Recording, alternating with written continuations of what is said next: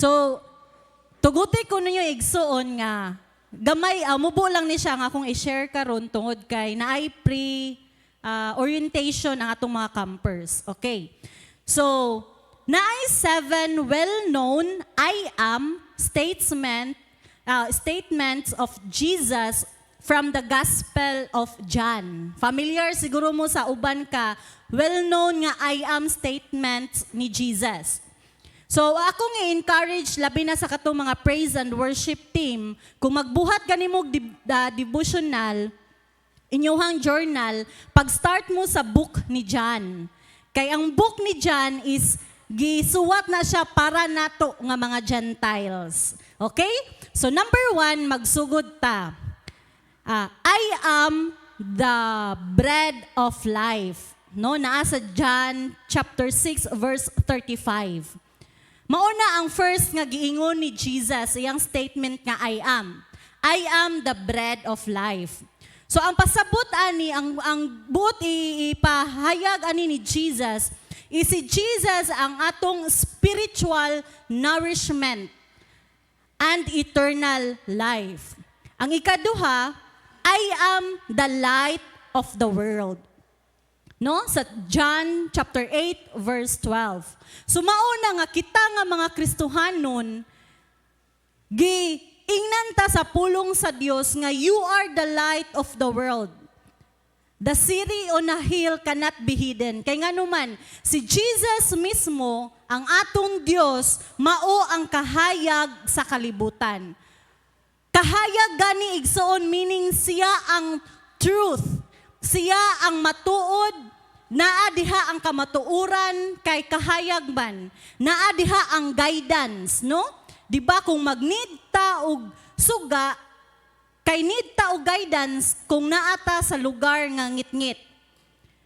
Si Jesus mao ang light of the world nga nag-remove sa spiritual darkness.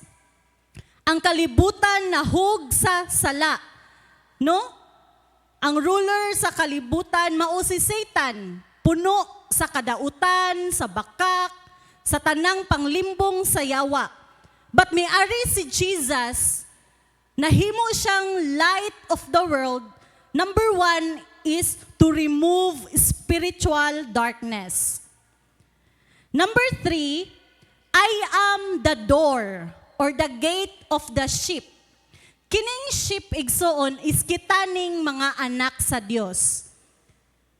Meaning, siya ang door or ang gate is wala na'y lain pa nga agianan, kundili si Jesus lang ang way to salvation.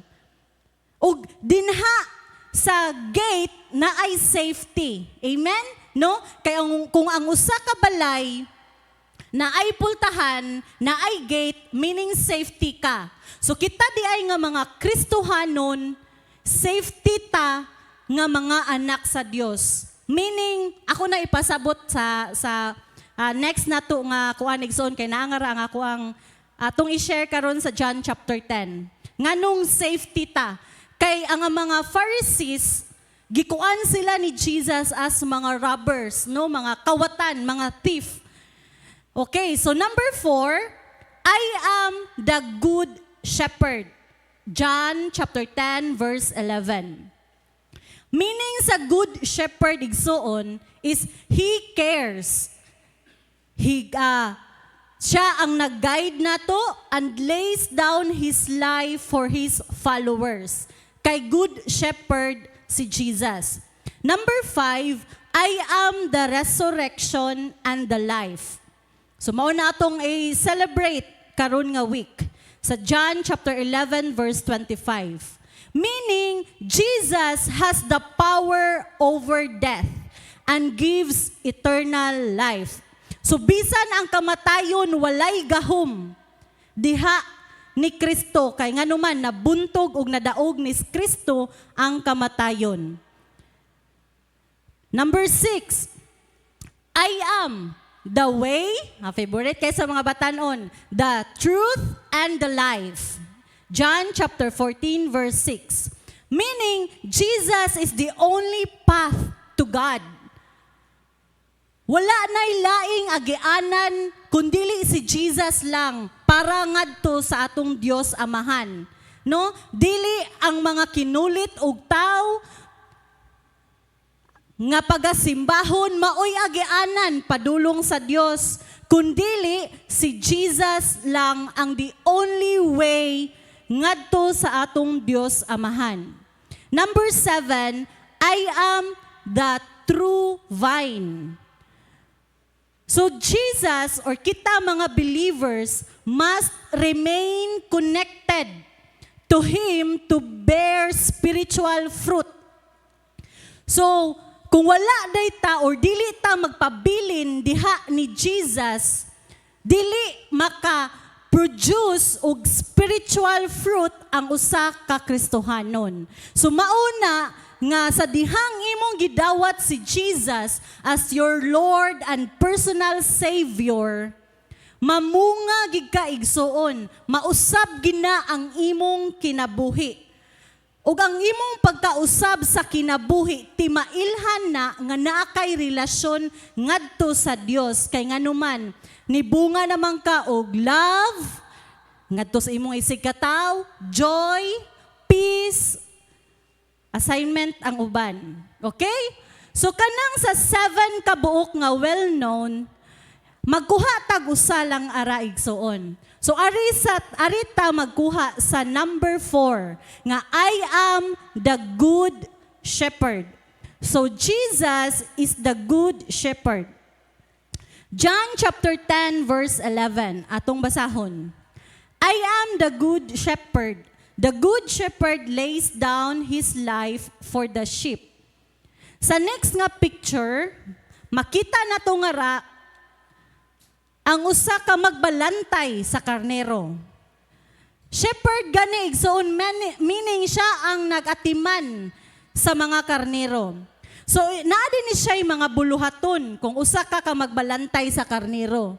Ini kabuntag iyahang i-guide ang mga karnero padulong gawas ngadto sa pultahan, sa gate. Ug iyaning tawgon tagsa-tagsa ang mga ngalan sa karnero. Unsay tingog sa karnero? Abi na kung me, di ba ba man ano? Kung kanding siguro me. Pero kung karnero, ba, black sheep. Have you any wool? Di ba? Favorite sa itong mga anak. So, ang usa ka magbalantay sa karnero, iyang guidan. Pagawas ang iyang mga alaga nga mga karnero.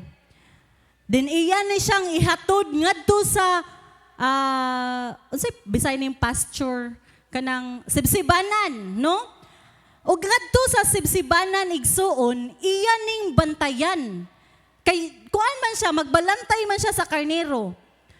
O sa dihang magbantay siya, mangita o magtanaw-tanaw siya sa mga karnero kung naabay nasaag. Kay nga naman, kita mong karnero nga sigirag hangad, di ba di man na sila masighangad, masigirag nagduko, no?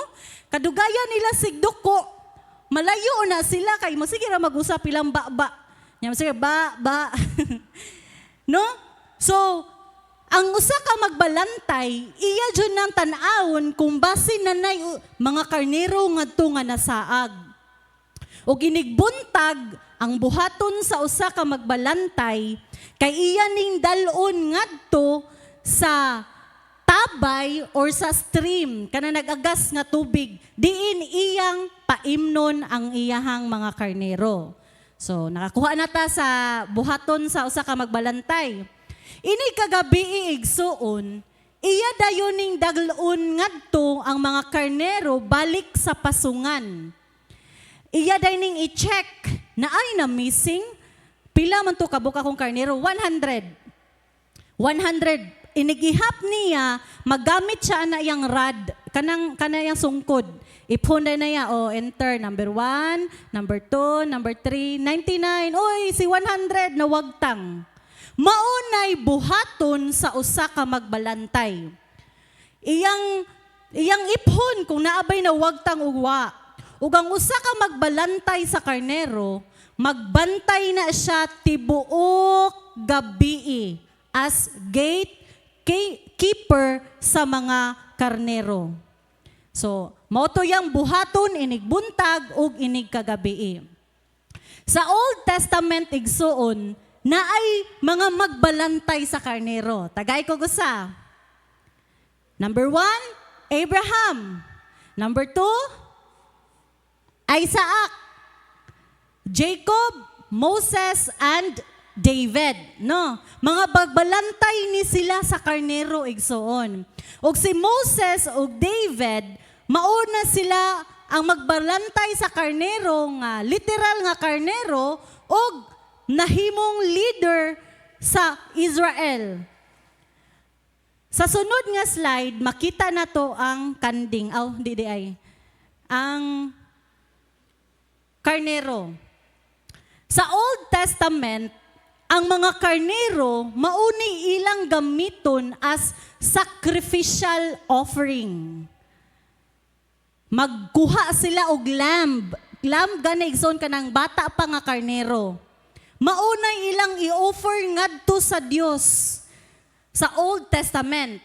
Ug ang ilang mga balhibo mauni ilang himuong mga sanina. Kita mo atong gipakita ni pastor sa Israel, no? Katong made sa wool ang ilahang sanina. Kay sa Old Testament mauni ilang gamit ug hangtod naguro hangtod karon. Ug ang panit sa karnero sa unang panahon mauni ilang gamiton as covering sa tabernacle. Ilaning kuluran og kulay puwa. Mauni ilang itabon sa tabernacle usa sa sugo sa Dios. Nga mag-ihaw sila karnero, ilang ipauga, ang pani, ang balhibo, kuluran nila og red, ug mao ilang gigamit para tabon. Ug ang kaning karnero igsuon, kay mauni siya as tribute nila sa king, sign of respect and loyalty ngadto sa king. Ang karnero sa Old Testament. Okay, ang usaday ka karnero, kay gentle and calm na siya, no? Kita na mo karnero nga isog kayo? Wala, no? Murag magsigira kanang mahinahon ra kayo siya. Lahira ko muduol kag baka kay sungayon man ka or kanding, no? Di ba kanding kay manguan magani manungay? Pero ang kaning karnero kay kalma day ni siya nga kind sa animals, dili ni siya aggressive. Ang kaning mga karnero kay kuani siya social. Dili social nga, social. Meaning, kung sa natao pa siya igsuon, kay di siya mabuhig walay friends. Dili siya parehas nato nga introvert, extrovert ning mga karnero, kay nganuman, mag-refer ni sila nga naa sila sa ilahang kagrupo. Kay nganuman, dili sila, maka-feel sila og unsafe kung mabuwag sila sa ilahang kagrupo. Ang kaning mga karnero kay followers de ay ni sila igsuon.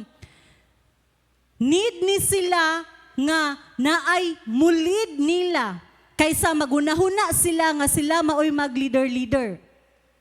Mas mag-leader-leader pa siguro ning kuan kanang hulmigas, no? Kaysa karnero. So, gidesign sa Dios ang mga karnero nga naay mag-lead nila. Number 4, ang mga karnero kay easily led. So, kailangan sila na ay mag-lead nila, kay need sila og shepherd. Kung unsa, asa sila paingon, asa sila pakanon, asa sila dapita paimnon. Ug number 5, ang kaniday mga karnero, kay nani sila yung mga good memories. May day ni sila motimaan igsuon. May ni sila motimaan, mo recognize og noun sa ilahang magbalantay. Makahinumdum ni sila sa ilang mga kauban nga mga karnero. Og number 6, vulnerable ang mga karnero. They are not strong fighters. Kakita mo karnero nga musukol? Di ba dili? Paborito noon kay na sila nga tukbon sa lion, tukbon sa fox, tukbon sa wolf, kana.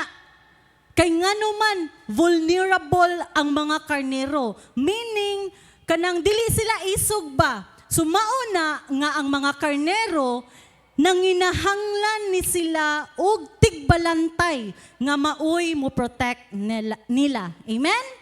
So ang usa ka tawo, kita nga mga tawo, pagkahug sa sala ni Adan ug ni Eva, sa mata sa usa ka karnero nga nikalit pagkabiya sa iyang magbalantay og nawagtang, no? Nawagtang sa panon, nawagtang sa magbalantay.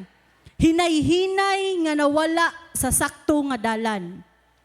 So mauni ang giingon ni Jesus sa John chapter 10 verse 11 nga I am the good shepherd.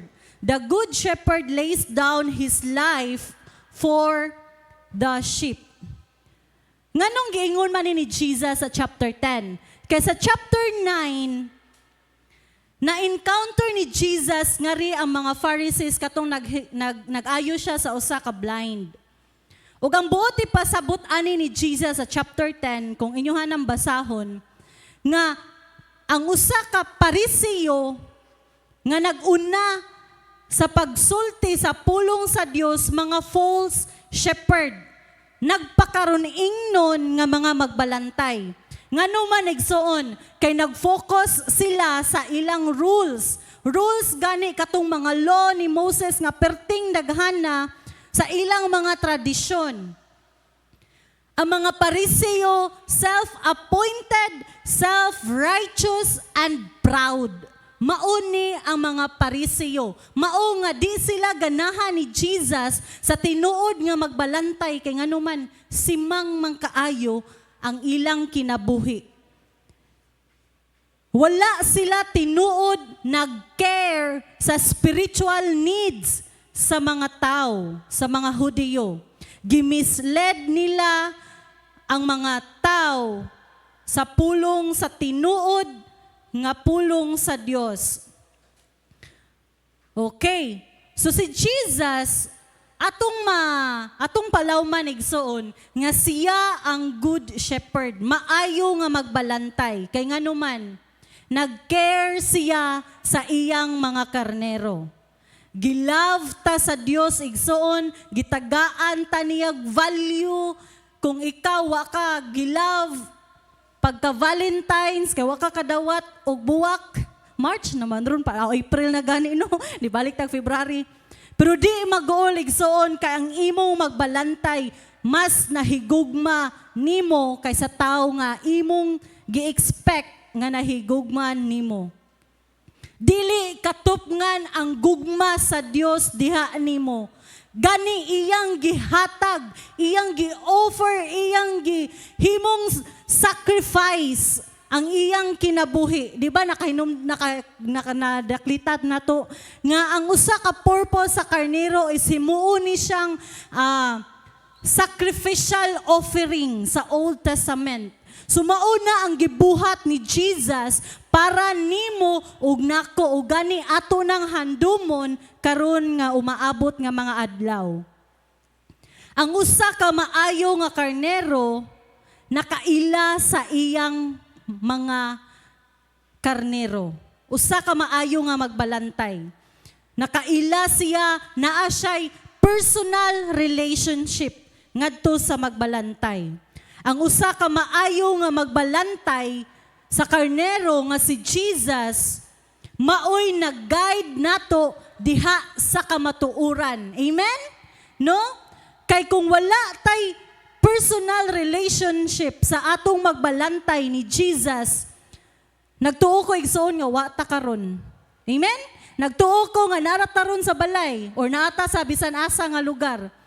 Pero kay usa man ta sa mga karnero sa Dios, naatay personal relationship ngadto niya, nakabaton ta sa tinuod nga kinabuhi, higmata ta sa kamatuoran.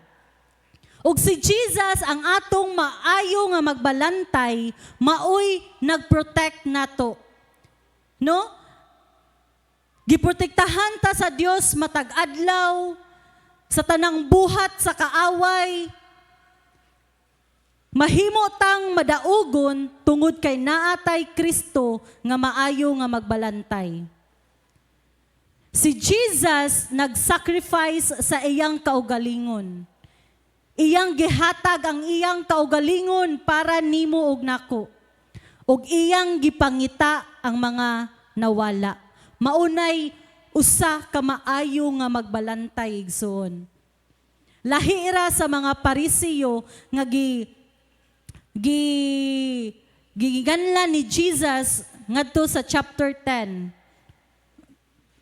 Nganuman si Jesus siya ang usa ka magbalantay nga tinuod nga nahigugma nimo ug nako. Tinuod siya nga nag-care nimo ug nako. O garita sa last verse mga igsoon ug mahuman ako sa Isaiah chapter 23 verse 6. We all like sheep have gone astray. Each of us has turned to our own way, and the Lord has laid on him the iniquity of us all. Atong basahon sa Bisaya. Kitang tanan sama sa mga karnero nga nasalaag, ug wala musubay sa hustong dalan. Apan siya'y gidakdakan sa Ginoo sa tanan tang kasalanan. Amen? Pagkanindot ana nga verse, ug mapukaw unta ang atong gugma ngadto sa Dios nga gihatag sa Ginoo ang iyang kinabuhi para nimo ug nako. Ug mao na nga wa gitay rason igsuon nga di nato handumon ang gibuhat ni Jesus ngadto sa cross. Amen. Hallelujah. Ug akong ihatag sa atong MC. Dalaygo ng atong buhi nga Dios sa iyang pulong. Mamarog ta igsuon ug magampo ta. Ginoo, nagapasalamat kami kanimo Lord sa imuhang pulong. Ginoo nga nakapahinumdom unta to namo, Ginoong Dios nga naaday kami usa ka maayo nga magbalantay. Ug mao ka na ikaw Jesus. Lord, salamat Ginoo nga diha kanimo, safety kami Lord. Salamat nga diha kanimo Lord, imo gayud kaming giatiman, imo kaming giamuma, imo kaming gipangga, imo kaming gimahal.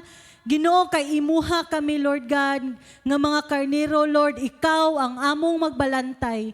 Salamat kayo, Jesus, sa paghatag sa imong kinabuhi, Lord, ngadto sa cross para paghatag kanamo og kaluwasan, para paghatag kanamo, Lord, og eternal life. Ginoo, amo kang gidayeg, amo kang gipasalamatan, karong taknaa. In Jesus' name, amen.